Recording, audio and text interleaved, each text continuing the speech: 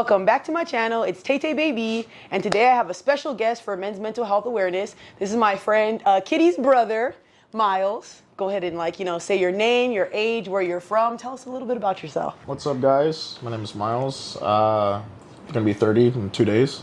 Oh, nice. From Vegas, not originally from California, but I've been in Vegas for about 15 years, so you could say that nice. I'm a native.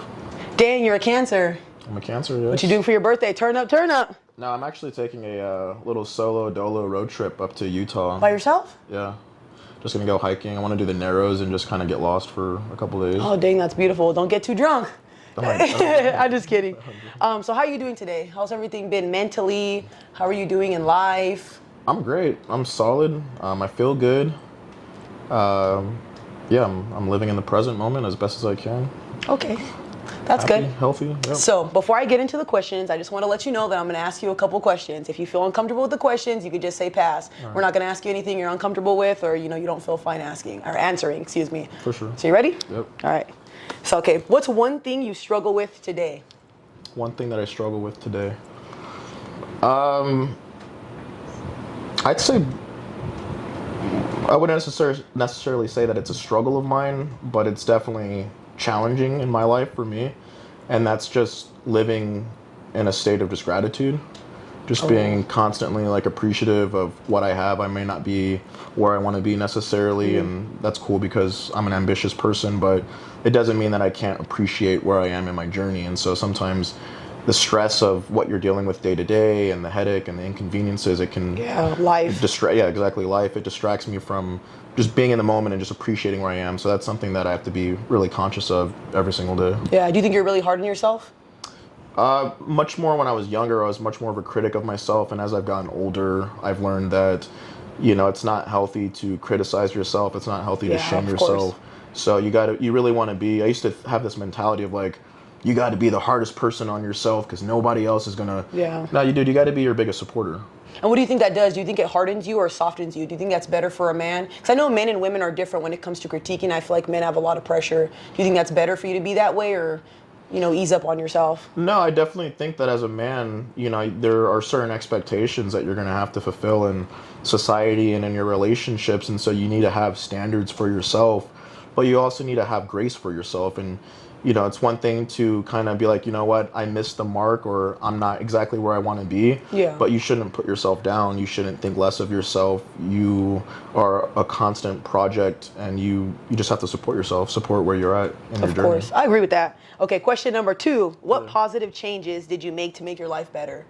Oh my God. Fucking shit. That's a very interesting question. I mean, I've always been huge on self-development from my early 20s. I would say most recently, within the past 3 months, I just at the beginning of the year I got out of a breakup, and for me, getting back in touch with my spirituality and just becoming serious about not only my healing journey, but also my creation journey, being more intentional about what kind of man I want to be. I'm going to be 30 this year, so I think it's an eye-opening experience. This year I became more intentional about who I want to be, my integrity. I think that's huge, dude. Just being really focused on my integrity. That's good though. Those are some good answers. Yeah. Okay. Now, if you don't want to answer this, you don't got to answer this. So this will be a little, why do you think so many men in today's generation want to unalive themselves? I think because they're missing purpose. I think the reason why a man might be pushed to do that is because he hasn't developed a purpose in his life. He hasn't married himself to his purpose. And, he might be tied to pleasures. He might be tied to people. Whatever the case may be, he's not tied to something of substance, something that's truly him. And I think, obviously there's a multitude of reasons why and things that go into that picture, but I think ultimately, if I had to say it most concisely, it would be a lack of purpose. Oh, you said you were talking about purpose and stuff like that. Yeah. How do you think you found your purpose, and what can other men do to find their purpose? How did you, get guided to that, or what happened, in your life? Well, I think it starts by putting your mind on it. I think it's very easy in this life, especially as a young man, especially in our, in Las Vegas or in our society, to be distracted with the acquisition of materials, having, let's say fame and success and women. And it's very easy for that to become how we define success in our life. And I think the very first step is like just disassociating your idea of what your purpose is from these material things. And then once you do that, once you have that realization for yourself, then you can start exploring in a more genuine way what truly fulfills you. So for me, I learned that what fulfills me is taking my experiences and my story and sharing it with people in the hopes that it might help somebody. And if it doesn't, it's an exercise for me to just practice my truth. And for me, that's what I found my purpose to be. Perfect. I love that. And I'll make sure you guys, because he posts a lot of like motivational things and gym stuff, I'll insert some clips in here so you guys can see what he talks about, because he has some really good topics, just so you can follow him and see what he's about, because he does, I feel like you encourage a lot of men. I really do. You encourage a lot of men. You need a lot more followers. I'm going to help you get there. We're going to get to the top. Okay, so I have another question. Yes. How do you think men can become better leaders? And why do you think some men aren't good leaders now?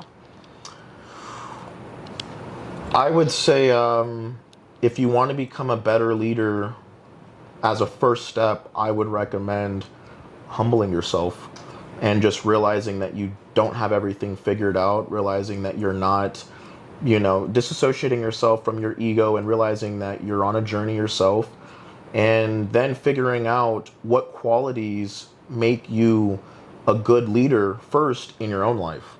Because if you can't create a good leader in yourself in your own life, you're not going to lead anybody. So ask yourself, am I good at leading myself to where I need to be? And for myself, at a much younger age, I wasn't, and I didn't understand why. But if you're not disciplined, if you can't regulate your emotions, if you don't practice self-control, you cannot be an effective leader. And so those are the things that you have to first practice, and I would say get good at in your own life. And then just by the way of building your character, people will be drawn to you. And because you put yourself in that position in your own life, you'll be in that position in other people's lives. I agree with that. Especially women. Women can tell when a guy can't lead properly or not. Especially if you can't regulate your emotions. That's Absolutely. a bad thing. And go ahead. Well, and to that's a very good point, because, women, in some cases, I've been in some toxic relationships. So in some points, they might be the source of your frustration. They might be the source of your inability to, I wouldn't say source, but they might be the thing that's challenging your ability to regulate your emotions the most. But even them knowing that, seeing you not able to succeed in regulating your emotions, even with the things that they're throwing at you, they automatically recognize your weaknesses, your vulnerabilities. And I think on a subconscious way, they start to become less attracted to you. And so, like you said, I think regulating your emotions is important for yourself, sure, but in the context of a relationship, a woman needs to understand that you are grounded, that you can regulate your emotions, that you are not only capable of regulating your emotions, but you can also help her regulate her emotions, and not by telling her, but by showing her. Yeah, be the leader, be the example. I like that. That's really good. There you go. I have another one for you. What would you say to a man who can't get over his past? So I had somebody in one of my, you laugh? No, I had somebody in one of my videos, serious guys, and he said that he has put his hands on somebody previously and he couldn't get over it. And like it's been, I think he said 6 or 7 years later. So if you've ever hurt like a woman in your past, not physically, but just in any sense, how do you get over stuff like that as a man? Well, I can't speak directly to the idea of physically hurting a woman, but I can speak to the idea of hurting a woman on an emotional level, and how you rectify that in your, like when you put your hands on a woman. I don't know how you would rectify that. I think that's something that you definitely need to dig into yourself and figure out where in your childhood, where in your development did it occur to you that that was something that was tolerable, that was something that's going to help you, accomplish whatever, with a relationship. It's not, you're not trying to hurt that person. So figure out where that comes from. But I guess to your point of like getting over hurting a woman that you loved once, is realizing that the shame that you're carrying with you is indicative of something that's not really relevant to the actual occurrence of hurting that woman. There's some shame that you have like deep inside of you that you should address, and and kind of and understand. I don't know. I can't like the example of like physically hurting a woman is a bit extreme, but on an Yeah. emotional level, I just I've hurt women emotionally. When I was younger, I was much more narcissistic. I was much You more. apologize and stuff towards stuff like that, or did you just let it go? Or Well, I, no, I, we weren't in communication anymore, and so apology really wouldn't have been necessary. I don't really think an apology is necessary because at the end of the day, what was done was done. Yeah. And you can say sorry, but in my experience, saying you're sorry is not really indicative of actually seeking forgiveness. I think if you truly want to seek forgiveness for something that you've done, this is the main point. If you truly want to be forgiven from yourself for something that you have to done, you have to give yourself permission to be forgiven. agreed, agreed. And that takes humility, stepping out of yourself and saying, you know what, Miles, in that moment, you weren't your best self. You did some things that weren't representative of the person you want to be, but you're human, you're Yes. flawed, and you need to have grace for yourself. You need to forgive yourself. Give yourself permission to forgive yourself. And I think that at least sets you on the path of being able to move on from that. I agree. And guys, none of us are perfect. We all have a past. We've all done bad things. So don't beat yourself up about doing bad things. But if you're out here acting like Ike Turner and you keep beating up every girl you come across, you're not learning shit. You know what I mean? So please get to a point where you start understanding that you could be the common denominator. You could be the problem. What made you recognize you start laughing?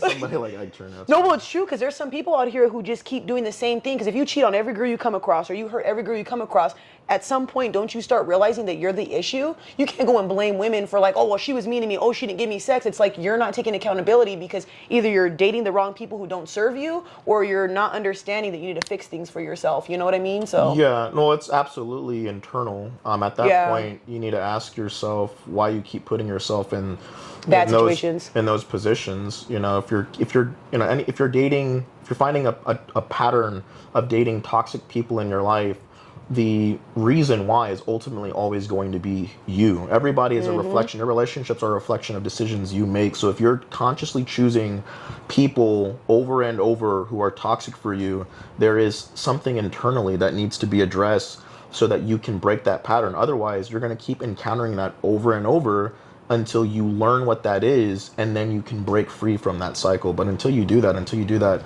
self-realization, you're going to be stuck dating the same kinds of, and trust me, I know this because for many years I was in that cycle myself, and only recently did I make these realizations about myself. He's Well, like, yeah. 2 days ago, I got better. Well, no, because Just kidding, guys. your level of toxicity when you're younger is not the same as your level of toxicity when you're older. So you can be working on yourself. Yeah, you're more aware. You are more aware, but that doesn't mean that you're perfectly aware. So you could be on a journey of working on yourself for many years. That doesn't mean that you're going to be less capable of being toxic 7 years into your journey.